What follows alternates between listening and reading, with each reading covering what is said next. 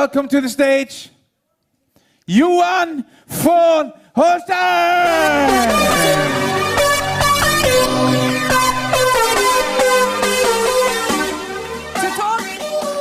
To talk about our vision and the future, now a word from the man whose achievements list long. A Harvard graduate and one of Sweden's most successful entrepreneurs ever. He has years and years of experience and have been among the world leaders of building internet-related companies all over the world. He was named Technology Pioneer by the World Economic Forum. He's rung the Wall Street Bell. He's led companies with thousands of staff.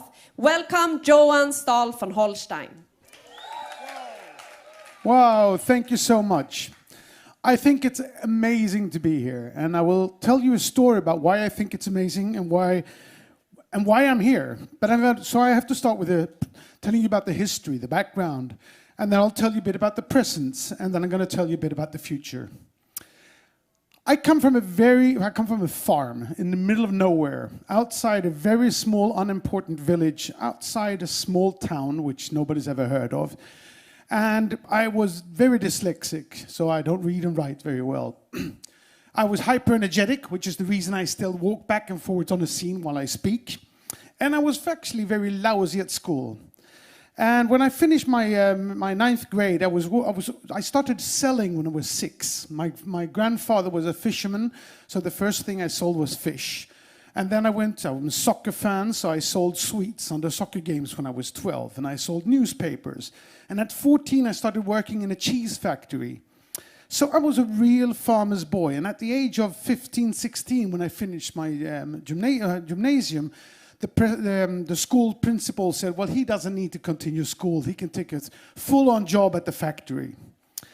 And my mother, she refused to accept that. She said, my son is talented, he's smart, he's going to study. And she forced me to study languages. And since I can't read and write, I can think, well, that might not be so smart. But I do speak Spanish, French, German, English, and Swedish now. So I'm kind of happy that she did. But I was still very bad at school. So I traveled around the world for years and just hitchhiked around, working as a waiter, working as a rep, as a ski teacher, and doing things I really liked to do. Until I had a really severe car accident. And I spent 3 months in hospital.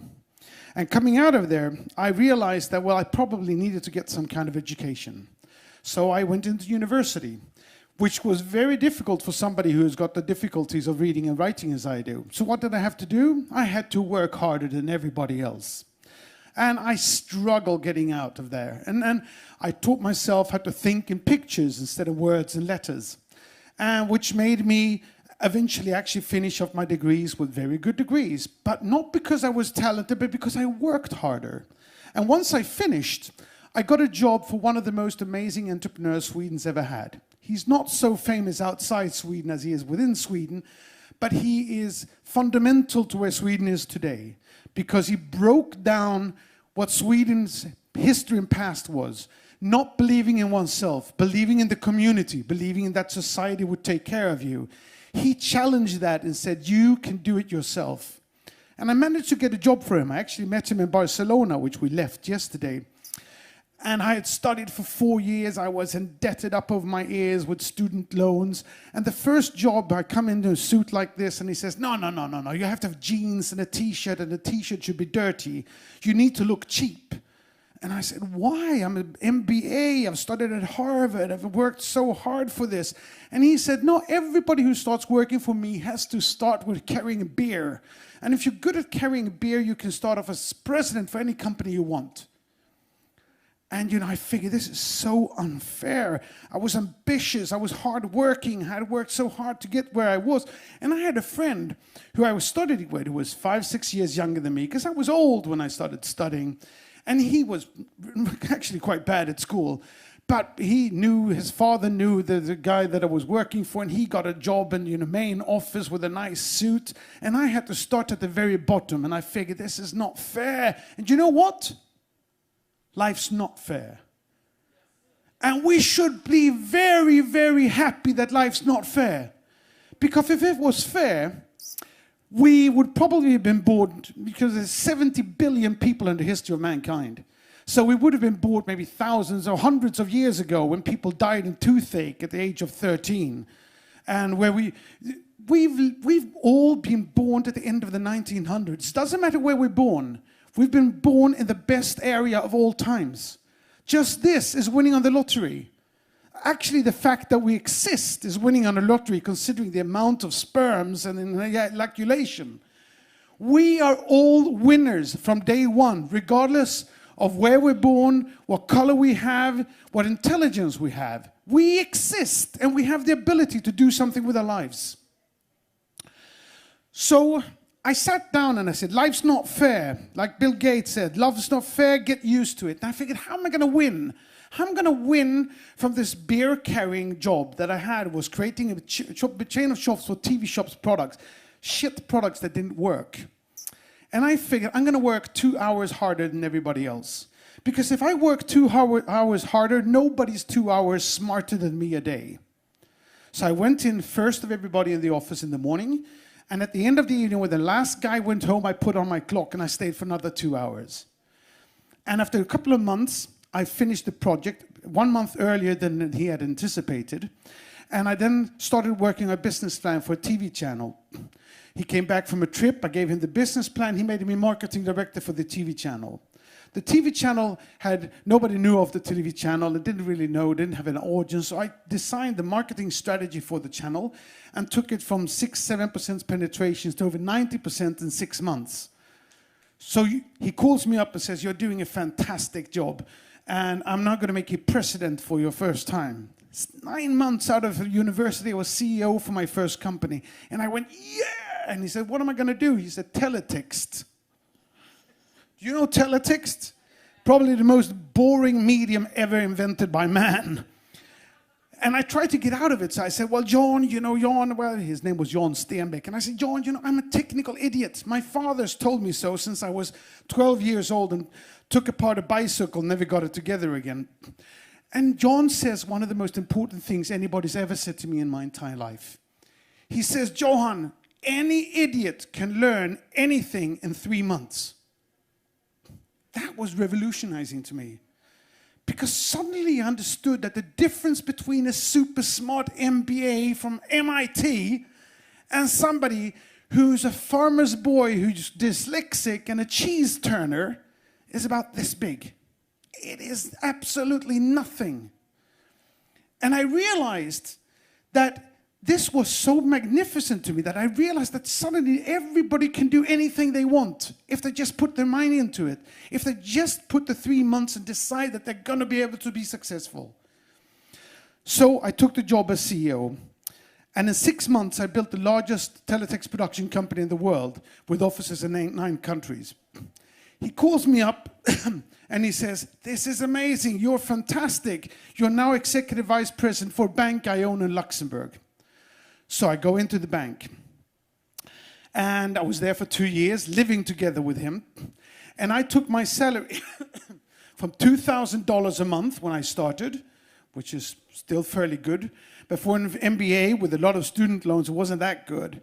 5 years later, I had $35,000 a month. I had a convertible sports car. I lived together with John Stenbeck in his house. And thank you very much, sir. And I thought I was ridiculously wealthy and successful. And one night we were standing in our underpants drinking whiskey after having been out partying. And I say to him, how much money do you need to be rich? Because I felt very, very rich. I had about $1 million already in unlisted stock in his companies. And he says, wow, Johan, you probably need 50 million. $50 million, I said. What on earth would you want $50 million for? And he said, well, you want a farm, you want an apartment in New York, an apartment in Stockholm, and a summer house in Saint-Tropez, and something in the Alps. You need a boat and staff on the boat, sports car arts on the walls, jewelry on your wife and your kids in the right school that goes fast. I had never in my life thought about value of that size. I've never thought about so much money. I thought that was impossible to reach. And what do we know about impossible? It's nothing. So I walk up to him and I say, well, John, I want to have $50 million. And he says, well, Johan, stay with me for 10 years. I promise you $50 million. Now, the thing is, it was not a charity organization, which meant that if I was going to make $50 million working for him, I probably needed to make $200 million for him. And if he thought I was good enough to make $250 million, I didn't need to work for anybody. So I resigned. And I put up the goal for myself. I needed to make $50 million, not because I really needed $50 million, just because I needed to prove that I could, that I made the right decision. And I needed to make $50 million in half the time. So in January of 1996, as one of the first internet entrepreneurs and pioneers of Europe, together with some friends, I started a company called Icon Media Lab.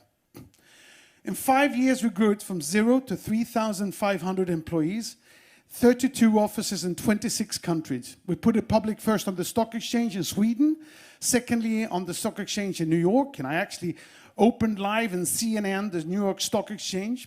I started the first sharing economy company in the world called letsbuyit.com, which was about the first company that tried to gather a crowd and make value out of it by saying, if we all want to buy a Volvo car, we can get a much better price than if we go one by one. And that was in 1998. And by the year 2000, I had built companies valued, I don't know how you're going to calculate, at about about 5-6 billion US dollars. And my personal wealth was about $600 million. I had beaten the crap out of my friend who started out in his nice suit at the right office. And how did I do that? By working 2 hours more a day. Not 1, but 2. And to be honest, maybe sometimes until 8, until faint.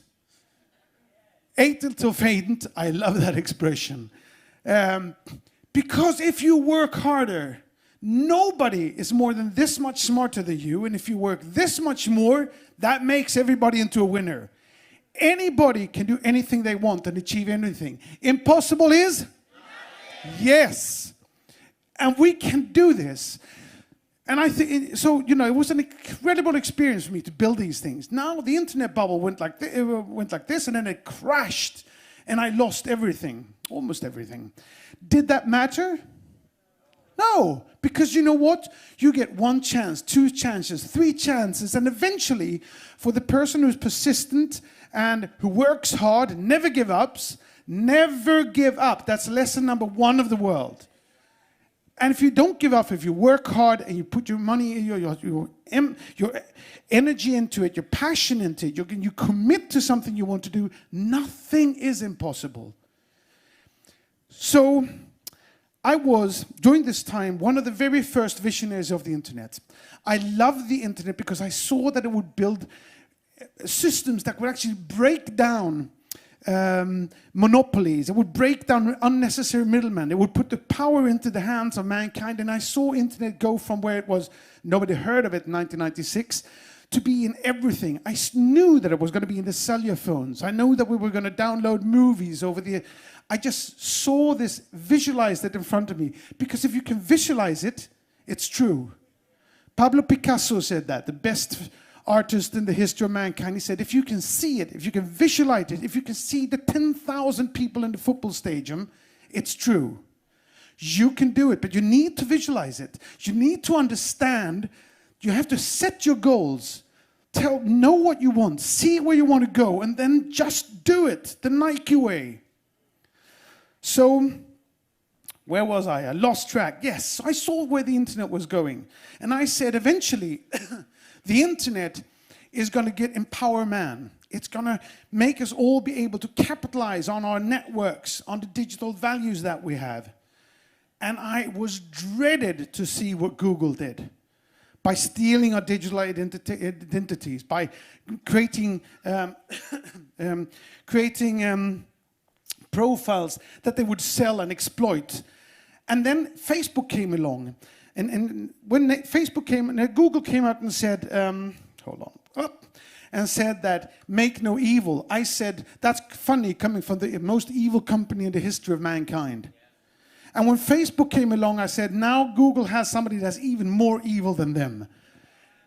And I said that Facebook is going to become the most valuable company in the world. Why? Because they're stealing all the knowledge and experience and values that we have as individuals. They're stealing our most important thing, our networks. And they're building their profits, and they're making billions and billions out of the money and the values that's ours, that we should have. So I predicted what we call today influencer marketing, the ability and the values of actually being able to profit on the networks that we have and the brands that we can build for ourselves and the hard work that we're putting into building this knowledge and experience and brand and networks. And hold on. Sorry. And so I tried to start a company called MyCube in 2009.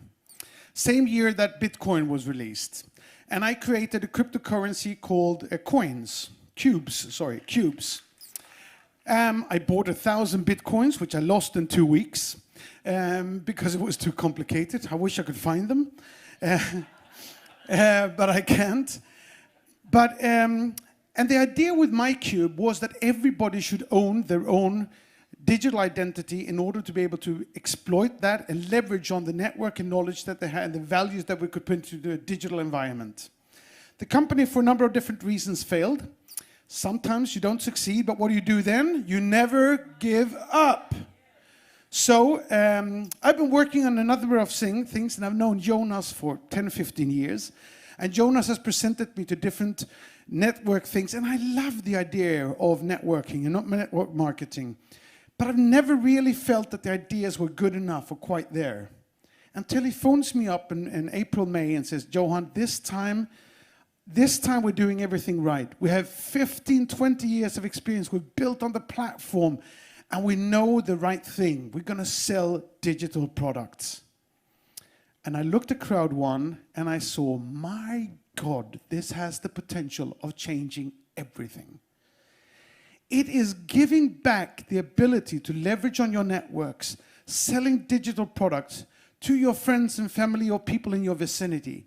If anybody works hard on this, we can bring trade to people.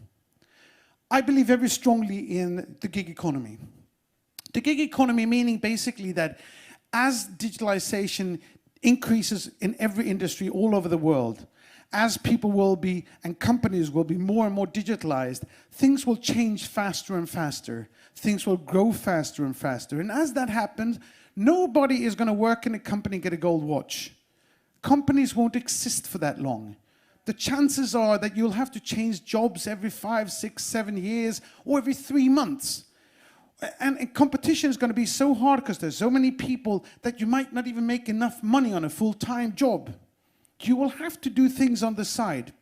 You'll have to have ways of leveraging on your abilities. You'll have to have abilities to make money on the 2 extra hours you put in.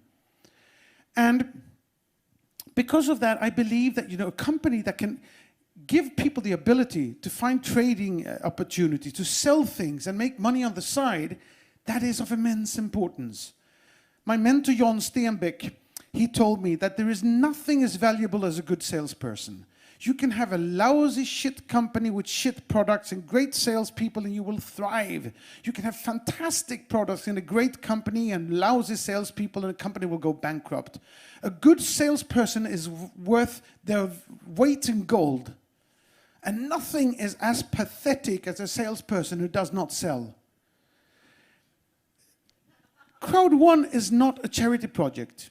It's not going to make everybody successful.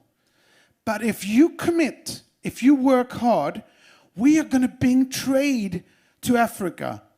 Where others will come with charity money, we say, no, make business.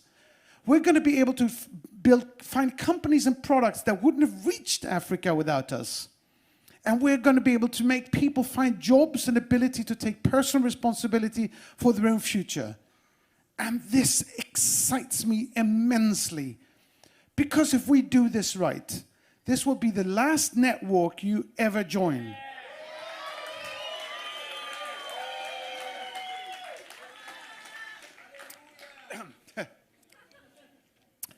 This is going to be the network that goes on for 20 years. We are going to get, because the beauty is, how many of you here are on social media? Hand up. How many of you have more than 500 people in your networks? Almost everybody.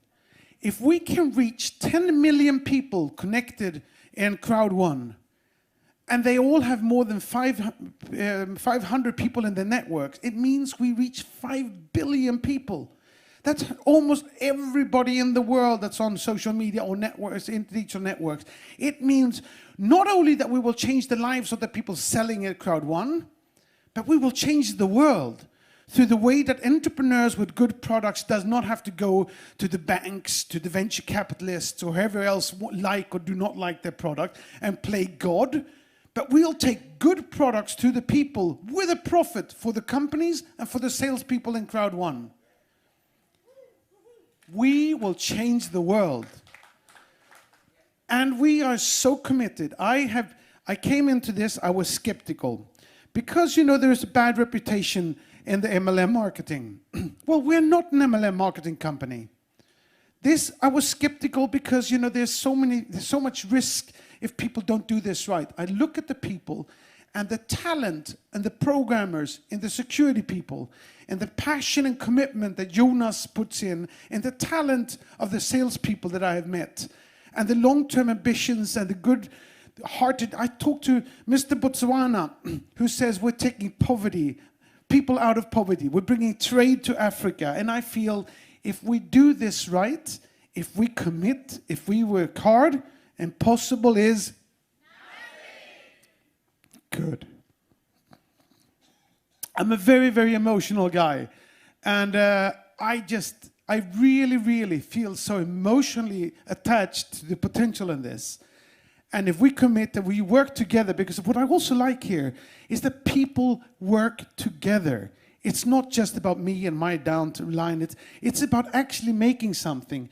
We need to get to critical mass. We need to get enough people into this industry to really go out there and make an impact. And we will be devastating to VC companies, to the banking system. We are putting digital money and cash into the hands of people who are not even bankable in some countries. So, thank you all very much. I'm going to work very hard to make this my third unicorn. I have the ambitions to one day put this public on a major stock exchange. And let's kick some ass. Thank you all.